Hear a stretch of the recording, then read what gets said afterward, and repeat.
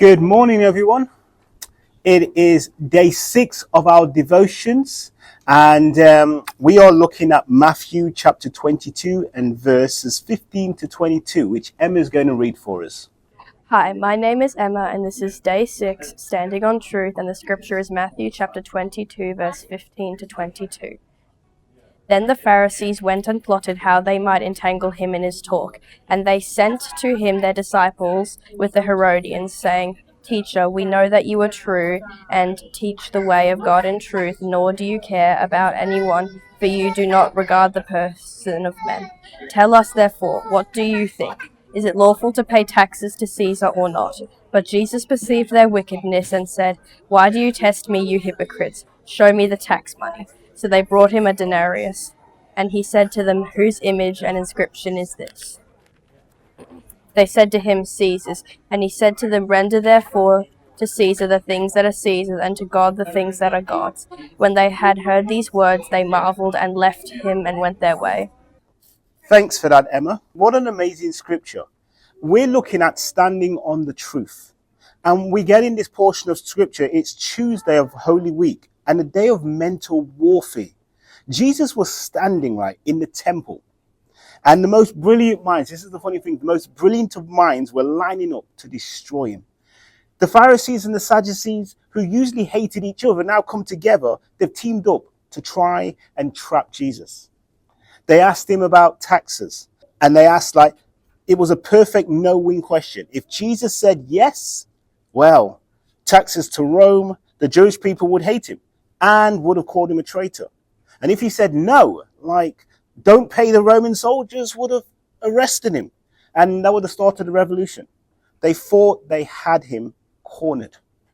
But Jesus, in his wisdom, answered one of the most profound statements in human history. He looks at a common coin, and I believe I've got one of them here. That's right. He looks at a coin, and he says, whose image is on this coin? And they say, well, it's Caesar's. And he says this, well, if that's the case, give to Caesar what is Caesar's, and give to God what is God's. What a statement. I can imagine the Pharisees and the Sadducees thinking, we thought we had him. He was saying that while your money might have the government's face on it, your soul has God's fingerprint on it. You are minted by the creator of the universe. You bear his image. Caesar can have the coins, but God claims the person. Even as his enemies plotted his execution just yards away, Jesus stood as the cornerstone. He didn't flinch. He didn't try to please the crowd. He spoke the truth, even though he knew that the truth would lead him to the cross. Today, we live in a world that is constantly trying to trap us or tell us who we belong to. The world wants our attention, or your attention, my attention, your money, your loyalty. But Jesus reminds us that today you belong to the one who made you. You are his currency. Is Jesus the foundation of your building, of your life? Is he the one that you build your life on? Or is he just a stumbling block you're trying to navigate around? The challenge today is carry a coin in your pocket.